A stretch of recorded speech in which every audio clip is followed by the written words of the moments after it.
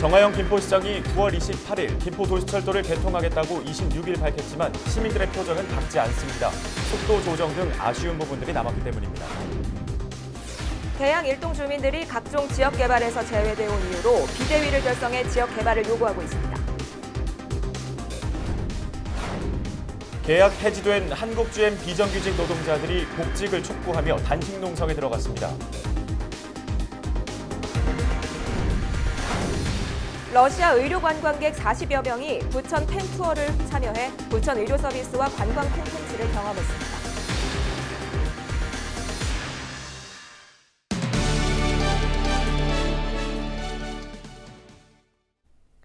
시청자 여러분, 안녕하십니까? 헬로티비 뉴스 시작합니다. 오늘의 첫 소식입니다.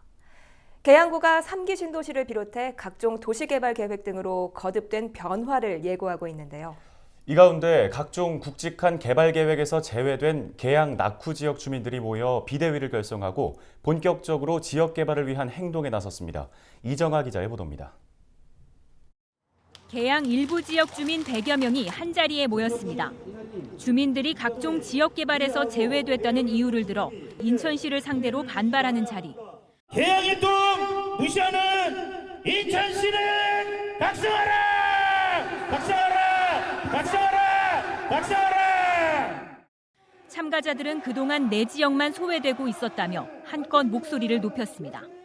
인천 지하철 1호선 검단선을 장기지구 통과하라. 계양 일동 수도권 매립지 피해 대책 주민 편의 지원을 즉각 지원하라.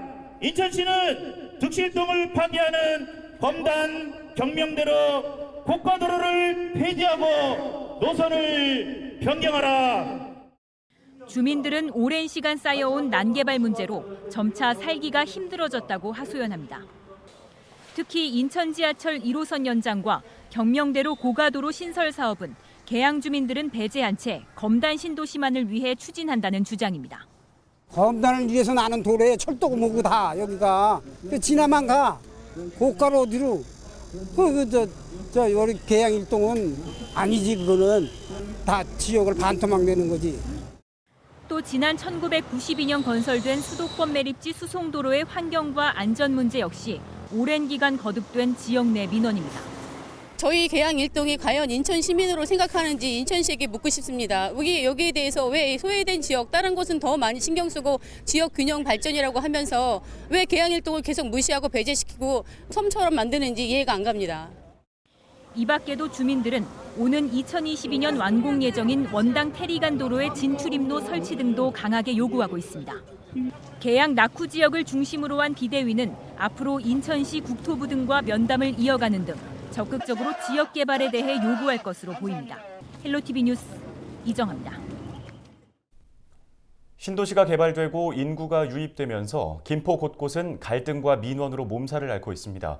이런 문제를 해결하기 위해 김포시는 500인 원탁이라는 대안을 꺼내들었는데요. 그야말로 시민 500명이 회의를 통해 풀리지 않는 지역 현안을 해결해 보겠다는 건데요. 첫 회의에서는 어떤 내용이 오갔는지 이세진 기자가 정리했습니다. 넓은 체육관이 50개의 원탁으로 채워졌습니다. 10대 청소년부터 70대 어르신, 주부, 회사원, 장애인까지 김포 시민 500명이 둘러앉아 토론을 펼치는 원탁입니다. 김포시 현안 가운데 하나인 환경 문제가 500인 원탁의 첫 토론 주제로 올라왔습니다.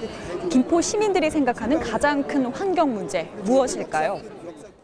저희 감정동 지역에도 공장이 있긴 하지만 가끔씩 야간에 희뿌연 연기라든지 아니면은 이런 악취 냄새라든지 이런 것들이 상당히 많아서 근처에 계속 아파트도 개발되면서 먼지 날림도 있고 그런 제재가 안 돼 보여서 조금 걱정은 있었어요. 수많은 의견 가운데 이날 시민들이 투표를 통해 뽑은 가장 심각한 환경 문제는 쓰레기 무단 투기였습니다.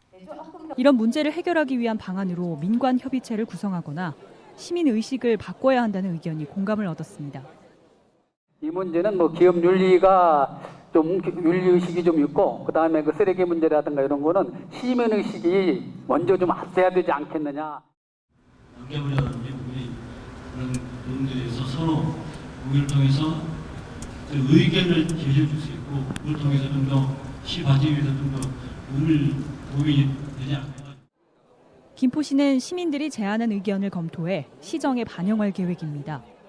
시정 계획으로 수립될 수 있는 부분들까지 오늘 토론의 결과가 나오게 되면 적극적으로 반영해 갈 것이고요. 앞으로는 대규모의 시민 원탁회의 구조뿐만 아니라 지역별로, 계층별로 소규모의 원탁회의를 좀 지속적으로 지역의 고질적인 민원을 해결하기 위해 도입된 김포 500인 원탁회의. 시민 소통의 첫발이 민원 해결로도 이어질 수 있을지가 관건입니다. 헬로티비 뉴스 이세진입니다. 김포도시철도 개통일이 오는 9월 28일로 정해졌습니다. 두 번의 개통 지연 이후 결정된 개통일이어서 시민들의 기대가 높은데요. 하지만 여전히 개통 지연에 대해 풀리지 않은 궁금증도 많습니다. 특히 김포시는 도시철도의 안전성 확보를 위해 속도 조정이라는 대안을 내놨는데 이 부분을 두고 시민들의 의견이 분분합니다. 도시철도 개통일 발표 이후 지역 표정, 취재기자와 자세히 짚어보도록 하겠습니다. 스튜디오에 이세진 기자가 나와 있습니다.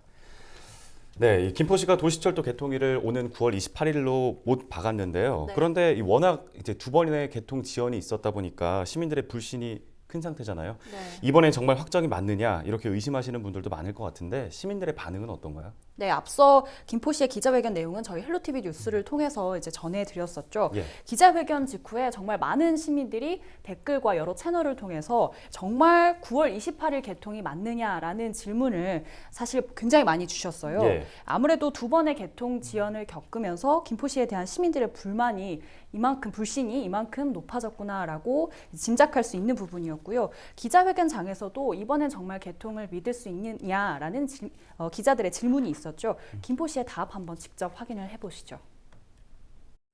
8월 22일 날 국토부가 주관하는 관계기관 대책회의에서 8월 28일을 잠정적으로 좀 합의를 했었죠. 예, 9월 28일. 그런데 오늘 직전에 김현미 장관 등 두 분의 국회의원 의장님들하고 의장님하고 9월 28일에 잠정 합의한 8월 22일 합의에 대해서 국토부가 김포시가 8월 달까지의 영업시 운전 결과, 종업시험 운행 결과 보고서, 기타 국토부가 요구한 자료들을 성실하게 제출하게 되면 그와 관련된 행정적 절차들을 최소한 단축시켜서 9월 28일 날 개통하는 것으로 협조하겠다라고 하셨기 때문에 9월 28일은 최종 결정일로 보시면 될 것 같습니다. 네, 9월 개통을 확정했지만 여전히 짚어볼 게 있습니다. 네. 개통 지연의 가장 큰 원인으로 대두됐던 게 바로 안전성 문제인데요. 이 사태가 발생한 지 한 달 반 정도밖에 지나지 않았는데 기존에 문제가 됐던 안전성 문제가 해결됐다고 볼 수 있을까요? 네, 일단 개통 지연의 가장 큰 원인으로 대두가 됐던 게 바로 차량 떨림 현상이었었죠. 이를 해결하기 위한 방법으로 김포시가 내놨던 게 차륜 삭정과 방향 전환입니다. 이 부분은 당초 7월 개통 전부터 7월 개통 시점 전부터 하고 있었던 것이고요.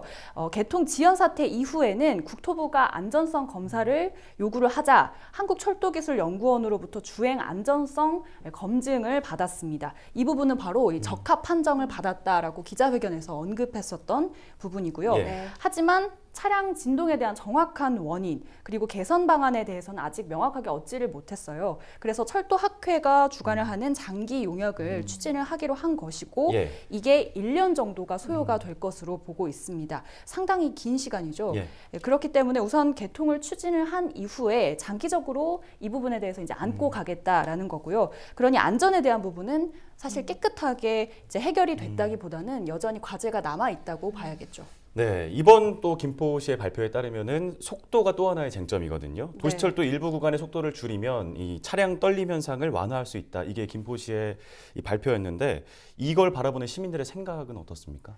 아무래도 이 속도라는 게 운행 횟수에도 또 영향을 줄 수 있는 부분이기 때문에 사실 시민들의 의견이 조금 갈리고 있는데요. 당초 이 떨림 현상의 추정 원인이 급곡선 구간 때문이다라고 이제 나온 만큼 일부 구간에서 차량의 속도를 줄이게 된다면 떨림 현상이 완화될 수 있다라는 게 이제 김포시의 설명이에요. 네. 그런데 속도를 줄이게 되면 운행 시간이 늘어나고 또 배차 간격도 좀 영향을 받게 될 것 아닙니까? 예. 실제로 김포시가 예상을 해봤더니 구례역에서 김포공항역까지 기존의 29분에서 30분이면 도착을 했다면 속도 조정 후에는 1, 2분 정도가 늘어날 것으로 예상을 했고요. 또 당초 3분이던 배차 간격이 3분에서 3분 30초로 이제 늘어날 수 있다라고 이제 예상을 했어요. 예. 이 부분을 두고 운행 횟수에 영향을 주는 게 아니냐, 출퇴근 시간에 불편을 주는 것이 아니냐라면서 이제 시민들 사이에서 이런 의견들이 이제 나오고 있는 것인데, 예. 물론 속도 조정을 해서라도 안전이 담보가 된다거나 개통을 앞당길 수 있다면 일단 받아들여야 하지 않겠냐라는 시민들의 의견이 대부분이긴 합니다. 예. 앞서 개통 지연 반대 집회에 여러 차례 참가했던 시민분의 의견 한번 들어봤거든요. 한번 확인해 보시죠. 속도를 부분 감속하고 그다음에 뭐 전체적으로 뭐 1, 2분 정도 시간이 딜레이 된다는 거, 그리고 배차 시간이 출퇴근 시간의 기준 3분에서 3분 30초 정도로 변경된다고 이렇게 이제 얘기를 하셨는데, 그게 이제 저희가 이제 개통 연기 사유가 승차감인데 승차감이 얼마나 큰 도움이 되는지까지는 잘 모르겠습니다. 일단은 시민들의 안전을 최우선으로 생각하는 과정에서 그렇게 결정하신 것 같은데, 그렇게 좀 시간이 늦춰지더라도 개통을 하는 게 전체적으로 봤을 때는 맞지 않나라고 생각을 합니다. 네, 보신 것처럼 이런 시민들의 의견에 대해서 김포시도 우려를 하지 않는 건 아닙니다. 기자회견 직후에 정하영 김포시장에게 다시 한번 이 이제 속도 조정에 대한 문제를 다시 한번 물어봤는데요. 네. 어떻게 한번 답했는지 직접 들어보시죠.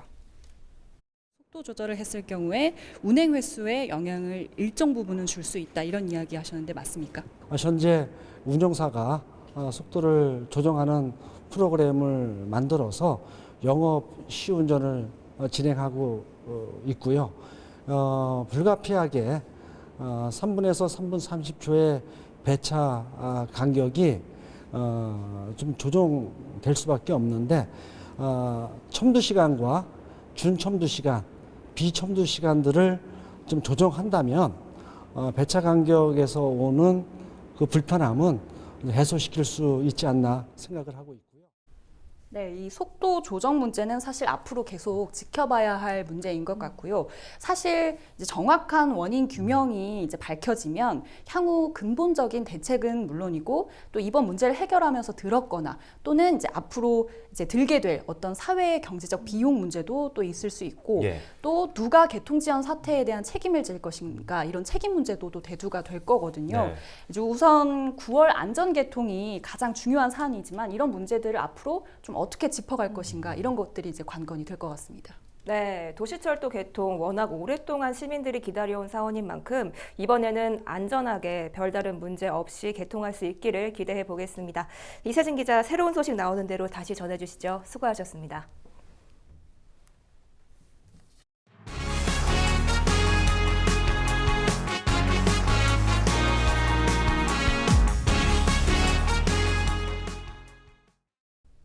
김포시가 한강 시내폴리스 사업을 비롯한 주요 현안을 추진하기 위해 국비 145억 원을 요청했습니다.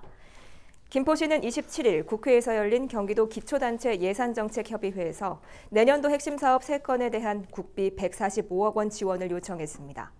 내년도 핵심 사업으로 선정된 3건은 한강 시내폴리스 일반 산단 진입도로공사와 양촌 공공폐수처리시설 설치, 불해도 관광자원 개발 등입니다. 다음 소식입니다. 계약 해지된 한국GM 비정규직 노동자들이 복직을 촉구하며 단식농성에 들어갔습니다. 노동자 한 명은 고공농성도 시작했는데요. 경영 정상화를 선언한 한국GM. 하지만 여전히 해결해야 할 문제가 많아 보입니다. 이재필 기자가 보도합니다. 한국GM 부평공장 앞입니다. 제 옆으로는 10m 높이의 철제 구조물이 올라가 있는데요. 계약 해지된 한국GM 비정규직 노동자들이 복직을 희망하며 투쟁을 벌이고 있다는 것은 이미 익히 알려진 사실입니다. 하지만 복직의 희망은 쉽게 이루어지지 않고 있는데요. 결국 비정규직 노동자들은 고공농성을 택했습니다. 고공농성이 시작된 건 지난 25일. 한편에서는 비정규직 노동자 46명이 복직을 촉구하며 단식 농성 중입니다. 한국GM은 지난 2017년 12월 파견 비정규직 노동자 65명에게 계약 해지를 통보했습니다. 계약 해지된 파견 비정규직 노동자들은 2018년 1월 부당 해고를 주장하며 한국GM 부평공장 앞에서 천막 농성을 시작했습니다. 그리고 지난 2018년 9월 한국GM은 부평 2공장을 기존 2교대 근무에서 1교대 근무로 축소했습니다. 이 과정에서 약 120명의 파견 비정규직 노동자가 계약 해지 통보를 받은 것으로 알려졌습니다. 한국GM 공장 내 모든 비정규직 노동자는 정규직으로 전환돼야 된다라는 판단을 하고 있는 것이 현재 시점입니다. 그럼에도 불구하고 한국GM은 자신들의 이익만을 위해서 비정규직 노동자들을 또다시 거리로 내몰고 있습니다. 그리고 1년이 지난 현재 한국GM이 부평 2공장을 다시 2교대로 확대하는 방안을 검토 중인 것으로 알려졌습니다. 2교대로 확대된다면 당연히 인력 충원이 필요한 상황. 비정규직 노동자들은 일할 사람이 필요하다면 계약 해지된 비정규직 노동자들을 복직시키면 된다고 강조했습니다.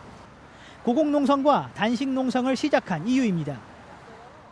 창원에는 이제 노동청에서 직접 고용 명령까지 내린 상황이고, 그리고 일부 이제 비정규직 노동자들 같은 경우는 이제 불법 파견으로 대법원 판결도 받은 적이 있는 공장의 한국GM입니다. 그러면은 적어도 한국에서 좀 사업을 한다면 그 법을 법의 판결을 난 거에 대해서 GM이 인정을 해야 되는 거 아닌가, 그렇게 생각을 하고 있습니다. 이에 대해 한국GM의 관계자는 부평 2공장의 2교대 전환은 현재 검토 중인 사안이라며 확정되지 않은 상황에서 비정규직 노동자들의 복직을 논하는 것은 너무 앞서 나간 이야기라고 밝혔습니다. 지난해 정부와의 협상을 성공적으로 마무리한 한국GM. 하지만 비정규직 문제 등 갈등은 여전히 현재 진행형입니다. 헬로티비 뉴스 이재필입니다. 다음 소식입니다. 러시아 의료 관광객 40여 명이 지난 24일 부천 팸투어에 참여해 부천의 의료 서비스와 관광 콘텐츠를 경험했습니다. 부천시는 지난 5월 러시아 사하공화국 야쿠츠크에서 부천 성모병원과 세종병원, 순천향병원과 공동으로 의료관광 설명회를 연바했는데요. 당시 설명회에 참여했던 러시아인들이 이번 부천 팸투어를 마련했습니다. 부천을 방문한 러시아 의료관광객들은 부천 병원시설에서 건강검진을 받은 뒤 부천 활박물관과 만화박물관, 한옥마을 등을 둘러보며 부천의 문화를 체험했습니다. 한국만화영상진흥원이 부천 만화축제 기간 모은 기부금과 라면 등을 부천시 푸드마켓과 부천희망재단에 각각 기부했습니다. 만화영상진흥원은 지난 8월 14일부터 닷새 동안 라면 한 봉지 만화 101장과 나눔 캐리커처, 나눔 만화방 등 행사를 열어 수익금 256만 9천 원과 라면 2,000개를 기부받았는데요. 라면은 푸드마켓을 통해 어려운 이웃들에게 전달하고 수익금 전액은 부천희망재단의 모금 캠페인 기금에 적립해 연말 이웃 돕기에 쓰기로 했습니다. 뚜루드 DMZ 2019 국제 자전거 대회가 강원도 고성에서 인천 강화도까지 총 510km 구간에서 펼쳐집니다. 오는 30일부터 다음 달 3일까지 진행되는 뚜루드 DMZ는 국제사이클연맹이 아시아에서 유일하게 공인한 청소년 자전거 대회입니다. 4회째를 맞는 이번 대회는 평화, 그리고 화해, 협력, 새 시대를 달린다는 주제로 비무장지대와 접경지역 일원에서 진행됩니다. 올해 코스는 지난해보다 31km가 연장됐고 파주 통일대교에서 군내면 점원교차로까지 왕복 8km 민통선 구간도 새롭게 추가됐습니다. 이 기간에는 동호인 선수들과 일반인을 대상으로 하는 대회도 함께 개최됩니다. 뚜루드 DMZ는 행정안전부와 인천시, 경기도와 강원도가 공동 주최하며 대한자전거연맹이 주관합니다.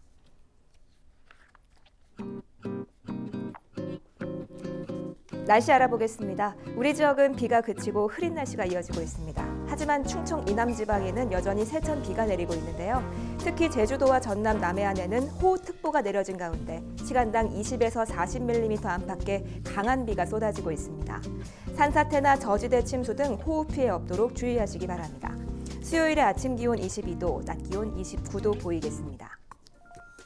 주간 날씨 볼까요? 당분간 구름 많은 가운데 낮에 늦더위가 이어지겠고요. 목요일 오후 한때 비 소식이 있습니다. 우산 챙기시기 바랍니다. 다가오는 주말과 휴일엔 맑겠습니다.